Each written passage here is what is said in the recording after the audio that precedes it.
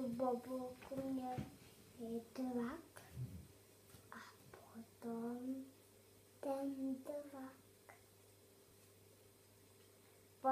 ten drak zmizel a našel to princ v hnízdě a potom se něco jednou stalo s tou bobulkou. Touhle. A potom přišel do toho hnízda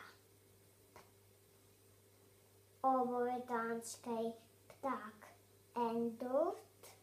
Endut je pták, ale on je hodně velkoňský. On je větší než orel a i cop.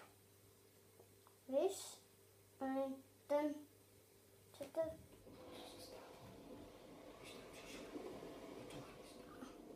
On řekl, to je krásná bobulka a potom ji vzal. A jak se dostala od toho ptáka až k tobě? No nevím, ten pták sedl na náklaďáka potom a uviděl tam hodně spíny a uletěl a pustil bobulku na cestu.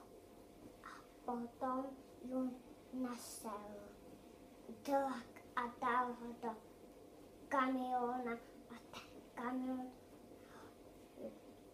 potom tu bobulku dovez do Tokia. A jak se dostala k tobě nakonec? No. Z Tokia ti někdo poslal poštou? Jo. A kdo? Pošťák. Pošťák? Jo. Tak to jo. Balíčkem. A to je konec příběhu. Ne, ještě to bude druhý příběh. A potom to našla konvička s nožičkama a s očima. Ale ne, to tak bylo, to bylo kdysi dávno. Ale fakt. A to už je konec. Ne, to ještě není konec, to bude dlouhé. Pohádka. A pokračovat budeme A že pokojit. Zítra? Jo, zítra. Dobře. Zítra.